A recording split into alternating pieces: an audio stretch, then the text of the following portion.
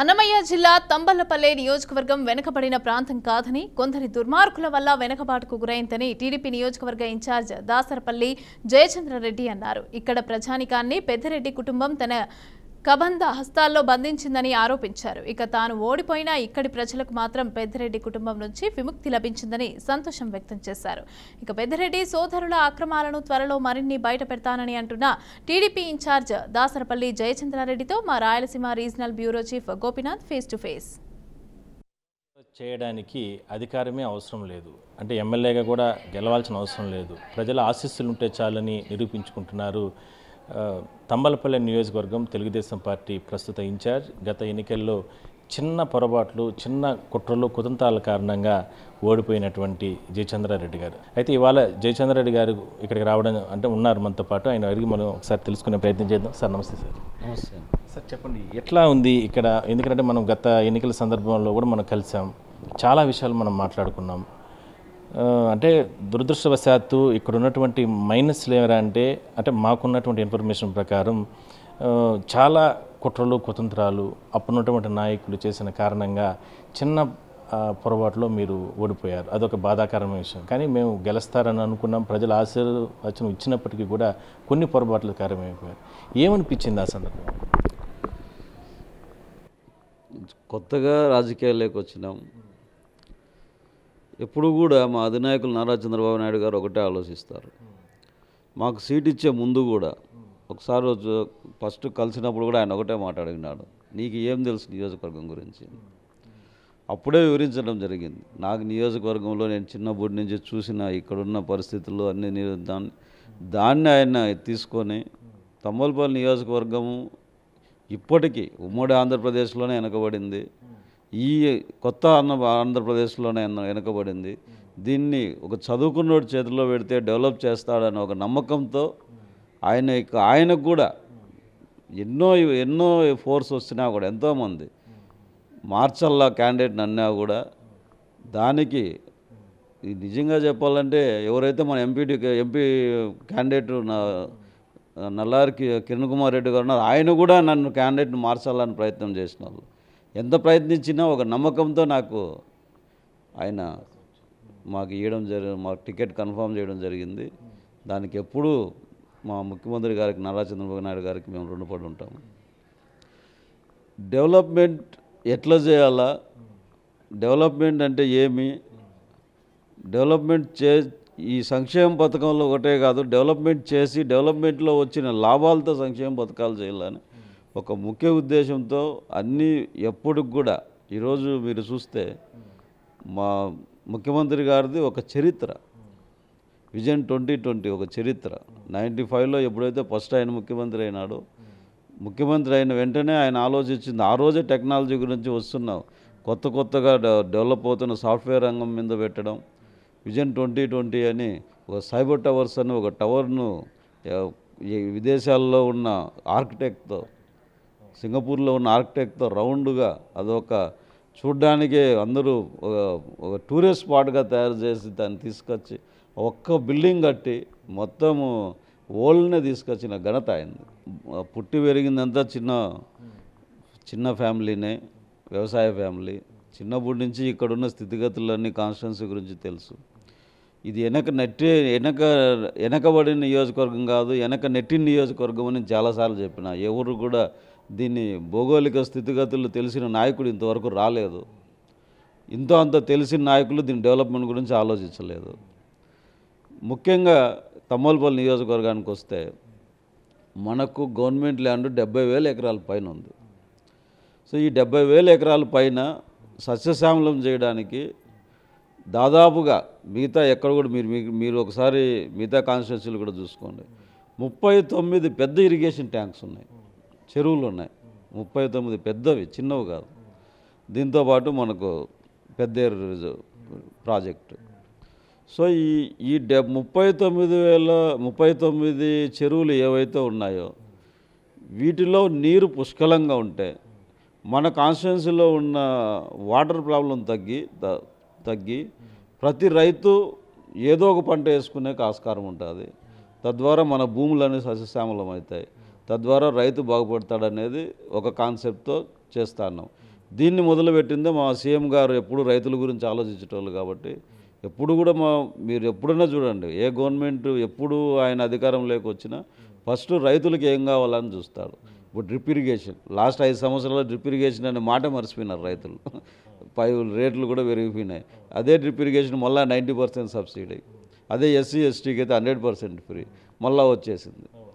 వ్యవసాయ పనిముట్లు వచ్చేసినాయి సబ్సిడీ మీద. ఇవే కాకుండా కంప్లీట్ సబ్సిడీ మీద ఇది 90% సబ్సిడీ మీద క్యాటల్ సీడ్స్ వచ్చేసినాయి. ఈరోజు ఫీడ్ కూడా ఆవులకు 50% రాయితీతో ఫీడ్ ఇస్తున్నాం. అదే కాకుండా ప్రతి ఆవులున్న రైతు కూడా నేపియర్ గ్రాస్ అంటే గవర్నమెంట్ గెడ్ అంటారు మన వాళ్ళు లోకల్ లాంగ్వేజ్, వీళ్ళు ప్రతి ఎకరాకు 80,000 రూపాయలు ఇస్తున్నాం. సో ప్రతి రైతు ఎక్కడ కూడా నష్టపోకూడదని ఆలోచిస్తున్న ఏకైక నాయకుడు మన నారా చంద్రబాబు నాయుడు గారు. దీనికి తోడు ఆయనకు తోడుగా మేము ప్రతి సంక్షేమ పథకం కావచ్చు, ప్రతి డెవలప్మెంట్ కావచ్చు, ఎన్ఆర్జీఎస్సీ డెవలప్మెంట్ కావచ్చు, టూరిజం డెవలప్మెంట్ కావచ్చు, హంద్రీ నివావ్ కావచ్చు, మన ఆర్ఎన్బి వర్క్స్ కావచ్చు, నాబార్డు కావచ్చు, ఈరోజు వస్తానే కార్పొరేషన్ లోన్స్ కావచ్చు, ప్రతి ఒక్కటి తంబోలపల్లి నియోజకవర్గంలో అగ్రస్థానం నిలబెట్టుకోవడానికి మేము ప్రయత్నాలు చేస్తున్నాం. మేము చేస్తున్న ప్రతి ప్రయత్నాన్ని మా సీఎం గారు సపోర్ట్ చేస్తున్నారు బాగా. దానికి నిదర్శనమే ఈరోజు లాస్ట్ 11 నెలల్లో దాదాపుగా మన కాన్స్టిట్యున్సీలో 500 నుంచి 600 కోట్ల వర్కులు జరిగినాయి. ఇప్పుడు ఒక అంద్రీనివా మన కాంక్రీట్ లైనింగ్ వర్క్ మాత్రమే 74 కిలోమీటర్లు తంబోలపల్లి నియోజకవర్గంలో వస్తుంది. ఈ 74 కిలోమీటర్లకు గాను దాదాపు 220 కోట్లు మనకి ఇచ్చినారు దాన్ని. ఇంకా అది కాకుండా మైనర్ ఇరిగేషన్ ట్యాంక్స్ అంటే ఇప్పుడు మనం పెద్దేరు ప్రాజెక్టు చాలా ఏళ్ళుగా దాదాపుగా 4-5 ఏళ్ళ నుంచి నీళ్లు వదలడం లేదండి. లాస్ట్ గవర్నమెంట్లో నీళ్లు వదలలే. ఏమంటే కాలువలు అధ్వాన పరిస్థితుల్లో ఉన్నాయి, ఎక్కడ చూసి నీళ్ళు లీక్ అయ్యి వెళ్ళిపోతున్నాయి. సో దానికి ఇమీడియట్గా 1 crore శాంక్షన్ చేసి కాలువలు బాగు చేయించడం. ఇంకా ఇక్కడ కొత్తకోట దగ్గర చెరువు అయితే దాన్ని చేపించడం. ఇంకా మేము అడిగినాం తర్వాత ఇప్పుడు ఈ అంద్రీనివాద అయిపోయినాక ఇమీడియట్గా మనం స్టార్ట్ చేసే పని 120 కోట్లతో ఇది లైనింగ్ చిన్న కాలువలు. ఇది కాకుండా మనకు పెద్దమండం దగ్గర అంద్రీనివా పెద్దమండం నుంచి రాయచోటి అది కూడా ఆల్రెడీ టెక్నికల్ శాంక్షన్లో ఉంది. 43 కిలోమీటర్లు 140 కోట్లతో 142 కోట్లతో అది కూడా వర్క్ స్టార్ట్ అవుతుంది అతి త్వరలో. ఆర్ఎన్బి సంబంధించినంత వరకు మనకు ఆల్రెడీ ప్యాచ్ వర్క్స్ అయిపోయినాయి. దాంతోపాటు ఇప్పుడు నాబార్డు కింద మనకు ఆర్స్లీల్స్ రోడ్డు ఆల్రెడీ టెండర్ క్వాలిఫై చేసినారు. ఇంకా కొత్త వర్క్స్ వస్తున్నాయి. పిఆర్కి సంబంధించినంత వరకు దాదాపుగా మనకు PMGSA works major works 7-8 works already వచ్చినాయి, టెండర్లు అయిపోయినాయి. సో ఇవన్నీ కలుపుకుంటే మీకు ఆల్రెడీ స్టార్ట్ అయిన వర్కులు స్టార్ట్ కానివి కాకోకుండా అంటే నేను అనేది మన అంద్రీనివా పెద్దమండి ఉంది కాకోకుండా ఈ మనం ప్రపోజల్ పెట్టిండే ఈ 120 కోట్ల ఇరిగేషన్ చైన్ లింక్స్ కాకుండా ఆల్రెడీ స్టార్ట్ అయిన వర్కులు మాత్రమే శాంక్షన్ అనేది ఇప్పటికి 500-600 కోట్ల వర్క్స్ జరుగుతున్నాయి. సో ఇదే విధంగా మనం డెవలప్ చేసుకుంటా ఈ 4 years పోతే ఖచ్చితంగా తంబోలపల్లి నియోజకవర్గంలో నీళ్లు లేని ఊరు ఉండదు, నీళ్లు లేని ఇది ఉంది. దీంతోపాటు ఇంకోటి కూడా చెప్పాలి, 2300 crores మనకు వాటర్ గ్రిడ్ కూడా శాంక్షన్ అయిపోయింది. సో వాటర్ గ్రిడ్ మీకు తెలిసిందే గండికోట రిజర్వాయర్ నుంచి మన కాన్స్టిట్యున్సీ పీలేరు కాన్స్టిట్యున్సీకి, అట్లనే ఆ శ్రీనివాసపురం రిజర్వాయర్ నుంచి వాళ్ళకి ఏది రాయచోటికి. సో ఇది వాటర్ గ్రిడ్ ప్రాజెక్ట్ కూడా. సో వన్స్ ఆ ప్రాజెక్ట్ కంప్లీట్ అయితే ఆర్డబ్ల్యూఎస్ వాళ్ళ ఆధ్వర్యంలో అదైతే ఇంకా మన తంబోలపల్లి నియోజకవర్గంలో ఎక్కడ కూడా తాగునీటికి ప్రాబ్లం ఉండదు. ఇది మరి ప్రజల కోసం మీరు ఎంత చేస్తున్నారు, ఒక కుటుంబంతో యుద్ధం చేస్తున్నారు, మీరు ఒక సామాన్యమైనటువంటి నాయకులు కార్యకర్త, ఒకనొక దశలో ఏమనిపిస్తుంది, ఆ ధైర్యం ఏంటి అసలుకి? తంబలపల్లి అంటే ఇతర ప్రాంతాలు ఇతర నియోజకవర్గాలు వేరు సార్, కానీ ఇక్కడ పరిస్థితులు వేరు, ఇక్కడ వాతావరణం వేరు. గత ఎన్నికల సందర్భంగా మేము వచ్చిన సందర్భంలో కూడా అసలు మేము ఇక్కడికి ఎలక్షన్ సమయంలో ఇక్కడ రావాలంటే కూడా భయపడిన పరిస్థితులు ఉన్నాయి. ఏం చెప్తారు మరి, ఎందుకు అంత మొండి పట్టు మీకు? ఒకటి మీరందరూ ఈ స్టేజ్కి వచ్చినారంటే మీలో కూడా పట్టుదల లేకపోతే రారు. నాది కూడా అంతే.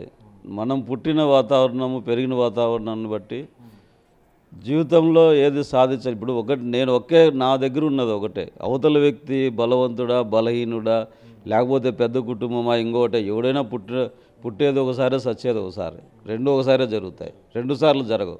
పుట్టడం ఒకసారి జరుగుతుంది, సచ్చేది ఒకసారి జరుగుతుంది. కానీ పుట్టినందుకు ఎంతో ఒకటి సార్థకం ఉండాల. అందులో నా సొంత నియోజకవర్గాన్ని నేను చదివి పుట్టి పెరిగిన దాంట్లో ప్రతి ఒక్కరూ ఎక్కడ చూసినా రాష్ట్రంలో ఎక్కడున్న తమ్మలపల్లి వెనకబడిందంటే అది ఏదో బ్రిటిష్ వాడు ఇండియాని పాలించేటప్పుడు మనం ఎట్లా బాధపడినామో ఆ బాధ మొదలైంది. దాంట్లో నుంచి పుట్టుకొచ్చినది ధైర్యం అంతే. ఎవరనేది నేను అవతల వ్యక్తి ఎవరనేది నేను ఇది చేయాలి. మనలో ధైర్యం ఉన్నప్పుడు, మనలో కసి ఉన్నప్పుడు అవతల వ్యక్తి ఎవడైనా ఏం కాదు, ఖచ్చితంగా ఎవరైనా కూడా సాధిస్తూ తీరుతారు. సార్, ఇక్కడ మీరు పార్టీలకు అతీతంగా ఇక్కడ సంక్షేమ పథకాలు అందిస్తున్నారనేది మాకు సమాచారం. దీంట్లో కొంతమంది నాయకులు కూడా రకరకాలుగా ప్రచారం చేయడం, రకరకాలుగా అంటే వైసీపీ వాళ్ళకి ఎక్కువ చేయిస్తున్నారంటూ కూడా ట్రోల్ చేయడం, మిస్గైడ్ చేయడం ఇలాంటివి జరుగుతున్నాయని కూడా టాక్. ఏం చెప్తున్నారు? ఒకటి ఫస్ట్ మనం ఇల్లు చూసుకుంటాం, ఇల్లు తర్వాతనే బయట చూస్తాం. మీరు ఒక్కసారి ఏదైనా కూడా ఇప్పుడు ఎవరైతే నా మీద విమర్శలు చేస్తున్నారో వాళ్ళు నా ఆఫీస్కి వచ్చి వాళ్ళ వివరాలు అడిగితే ఖచ్చితంగా వాళ్ళ ముందర అన్నీ పెడతారు. ఫస్ట్ సంక్షేమ పథకం ఏదైనా కూడా లబ్ధిదారునికి ఎవరైతే బెనిఫిషరీ ఎవరైతే వాళ్ళకి ఇవ్వాలనేది మా అధినాయకులు నారా చంద్రబాబు నాయుడు గారు ఎప్పుడు చెప్తారు. ఆయన ఒకటే చెప్తాడు, ప్రభుత్వ పథకం నేను ముఖ్యమంత్రి అంటే నేను ఒక పార్టీకి సంబంధించిన వ్యక్తిని కాదు, అందరూ ఆంధ్రప్రదేశ్లో ఉన్న 5 కోట్ల మందికి సంబంధించిన. ఈ 5 కోట్ల మందికి మనం ఏ పథకమైనా కూడా ప్రభుత్వ పథకము లబ్ధిదారునికి చేకూర్చండి, అంతేగాని ప్రభుత్వాన్ని ఒక పార్టీకి అంటగట్టద్దండి అని చెప్పి మా అధినాయకుల మాట చిరహా వహించి మేము చేస్తూ ఉంటాం తప్ప దీంట్లో ఆ పార్టీనా ఈ పార్టీనా ఇంకోటి ఎట్లా తెలుస్తుందన్న తెలియదు కదా. కార్యకర్త నాయకుడు ఎవరికైనా తెలుస్తుంది, పార్టీ నాయకుడు వాళ్ళ సర్పంచ్ ఎంపీటీసా జెడ్పీటీసా ఈ పార్టీ కూడా ఆ పార్టీ కూడా. కానీ మా ముఖ్యమంత్రి అందరికీ కదా, అందరికీ అన్నప్పుడు ఇట్లాంటి చిన్న వాళ్ళు చేసే ట్రోల్స్ ఇప్పుడు చెప్తున్నా కదా, పార్టీ ముసుగేసుకొని పార్టీలో ఏదో పార్టీని నాశనం చేయాలనుకునే శకునులు తప్ప, శకుని పాత్ర పోషించే వాళ్ళు తప్ప మిగతా వాళ్ళందరూ అర్థం చేసుకుంటారు. వాళ్ళకి తెలుసు మనం ఏం చేస్తున్నాము. ఖచ్చితంగా మెజారిటీ ఆఫ్ ది పీపుల్ ఏం చెప్తారో అదే నేను చేస్తాను. సార్, మహానాడు జరగబోతోంది ఈ మంత్లో, ఎట్లా ఉంది, ఏం ప్లానింగ్ చేస్తున్నారు? మా కాన్స్టిట్యున్సీ నుంచి దాదాపు 8,000 నుంచి 10,000 మంది మేము ప్లాన్ చేసుకుంటున్నామన్నా. వాళ్ళు మనకు కడప పెద్ద దూరం కాదు కాబట్టి 2.5 కిలోమీటర్ కాబట్టి అక్కడ ఆల్రెడీ హోటల్స్ కూడా 2 బుక్ చేయడం జరిగింది. దీళ్ళకు ఇంకా ఫుడ్ అవన్నీ మనం మహానాడులోనే ఇది చేస్తాం. ఈ సౌకర్యాలన్నీ స్టార్ట్ చేసినామన్నా. అది ఈ వార్ గురించి కొంచెం ఉంది, 27, 28, 29 లేకపోతే ఎక్స్టెండ్ చేస్తారా తగ్గిస్తారా తెలియడం లేదు. 14వ తేదీ డిక్లేర్ చేస్తా ఉన్నారు. మేము ఆల్రెడీ అరేంజ్మెంట్స్ అయితే స్టార్ట్ చేసినాము.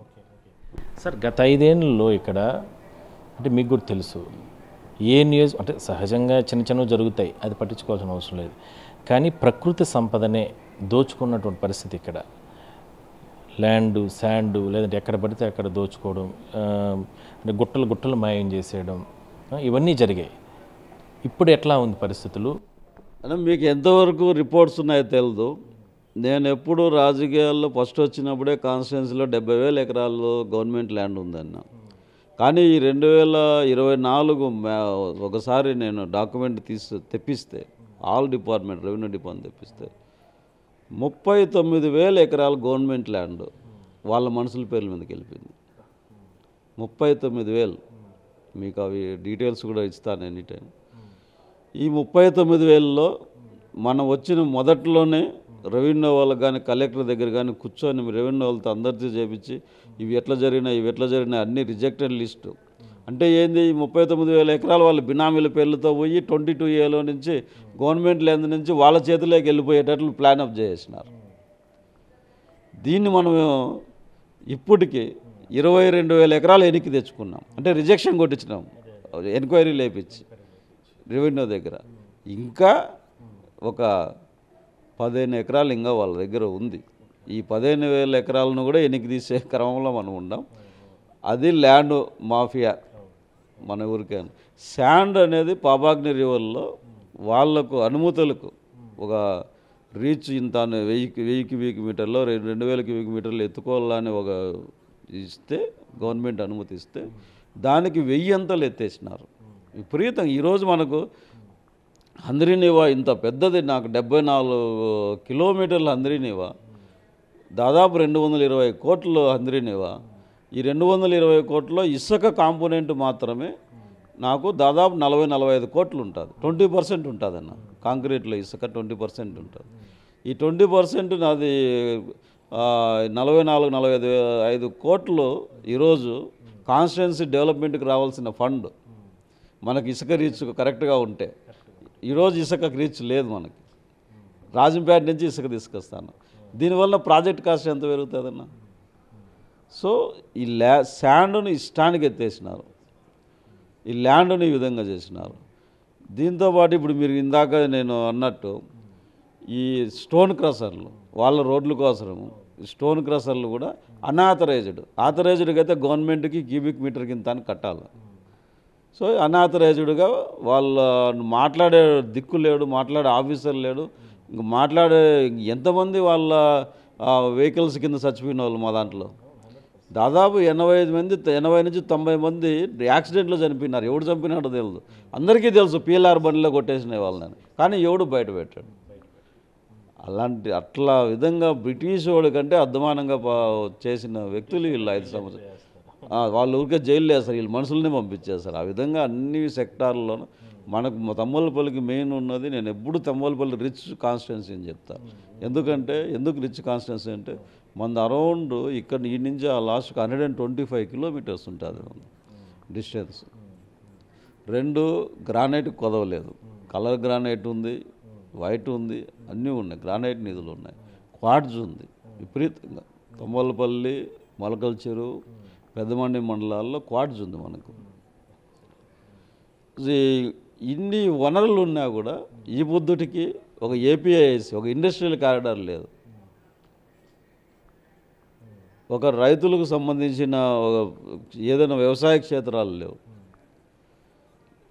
ఒక కమ్యూనిటీ హాల్స్ లేవు, ఏదైనా ఒక అందరూ ఒక చోట కూర్చొని మాట్లాడుకునేకి ఒక కమ్యూనిటీ హాల్స్ లేవు.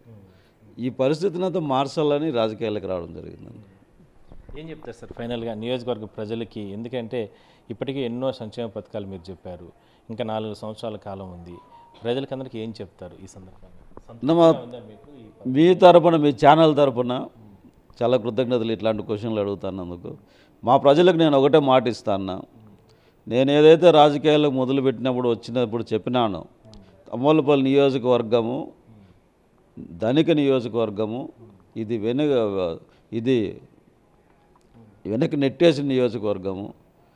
దీన్ని ధనిక నియోజకవర్గంగా తీర్చిదిద్దడానికి నేను చేస్తాన్న ప్రణాళికల్లో ప్రతి చెరువును నీళ్లు నింపి, ప్రతి భూమిని హార్టికల్చర్ వైపు 50 to 60% March, food processing units తీసుకొచ్చి, తద్వారా రైతులు ప్రతి ఎకరాకు 3 నుంచి 4 లక్షల రూపాయల ఆదాయం కలిగేటట్లు, సంవత్సరానికి కలిగేటట్లు ప్రణాళికలు చేపట్టడము. రెండోది, ఏదైతే మనకు హైవే NH42 మనకు దాదాపు 55 కిలోమీటర్స్ 60 కిలోమీటర్స్ వస్తుంది. అట్లా కడప నుంచి వచ్చేది, ఇది ఇక్కడి నుంచి కదిరి నుంచి వచ్చేది. మన హైవేకి అనుసంధానంగా ఇండస్ట్రియల్ కారిడార్ తీసుకొచ్చి ఒక 20 నుంచి 25 వేల మంది మన కాన్స్టిట్యున్సీలో ఉన్న పిల్లలు ఎవరైతే ఉన్నారో వీళ్ళందరికీ ఉద్యోగ అవకాశాలు కల్పించి ఖచ్చితంగా దీన్ని ఒక ధనిక నియోజకవర్గంగా తీర్చిదిద్దుతానని చెప్పి వాళ్ళకి మాటిస్తున్నాను. ఎమ్మెల్యేగా నేను లేకపోయినప్పుడు కూడా ఒక ఇన్ఛార్జ్గా నేను ఇక్కడ ఉన్నాను. సంక్షేమ పథకాలు ప్రభుత్వం ఇచ్చేటువంటి అన్ని కార్యక్రమాలు కూడా నేను ముందుకు తీసుకెళ్లేందుకు మరో 4 సంవత్సరాల కాలం ఉంది కాబట్టి అన్ని ప్రయత్నాలు చేస్తున్నాను. ఇందుకు ఎంతో సంతృప్తిని ఇచ్చింది ఈ 11 నెలల కాలం. ఖచ్చితంగా ప్రజలతోనే ఉదయం నుంచి రాత్రి వరకు ఉంటున్నాను, ప్రతి కార్యక్రమంలో పాల్గొంటున్నాను. పార్టీలకు అతీతంగా సంక్షేమ పథకాలు వాళ్ళకందరికీ కూడా అందించే ప్రయత్నం చేస్తున్నాను. తమ నాయకుడు ముఖ్యమంత్రి చంద్రబాబు ఆలోచన విధానం, ఎందుకంటే ఆయన అభివృద్ధే ప్రథమ భూమిక పోషిస్తారు కాబట్టి ఆయన అడుగుజాడల్లో నేను ముందుకెళ్తానంటూ కూడా చెప్తున్నారు. మరోవైపు నారా లోకేష్ గారు కూడా ప్రత్యేకంగా తంబలపల్లి నియోజకవర్గం పైన దృష్టి పెట్టడం జరిగింది. కొన్ని కార్యక్రమాలు, కొన్ని ప్రాజెక్టులు వీటికి కూడా ఆయన ఇప్పటికే కూడా పర్మిషన్లు ఇవ్వడం జరిగింది. వాటన్నిటిని కూడా సకాలంలో పూర్తి చేసి ప్రజల కోసం నిత్యం కూడా ఉంటాను. డబ్బు మీద ఆశ లేదు, ఆస్తుల మీద ఆశ లేదు, కేవలం ప్రజల సేవ కోసమే ఈ నియోజకవర్గంలో నేను ఇక్కడ ఉంటున్నానంటూ కూడా పుట్టి పెరిగినటువంటి భూమికి నేను రుణం తీర్చుకునే అవకాశం వచ్చింది కాబట్టి నేను ఇక్కడ సేవ చేస్తున్నాను. అంటే ఒక యుద్ధమే చేస్తున్నాను ఒకనొక దశలో అని కూడా ఆయన జయచంద్రరావు గారు చెప్తున్నారు. సో మనం కూడా ఆల్ ద బెస్ట్ చెప్దాం. ఎందుకంటే కొన్ని కారణాలు, కొన్ని కుట్రలు, కుతంత్రాల కారణంగా గత ఎన్నికల్లో వాడిపోయినప్పటికీ కూడా ప్రజల సేవ చేయడం అనేది నిజంగా ఒక అద్భుతంగానే మనం చెప్పుకోవచ్చు. ఆయనకు కూడా మనం ఆల్ ద బెస్ట్ చెప్దాం, కంగ్రాట్స్ చెప్దాం.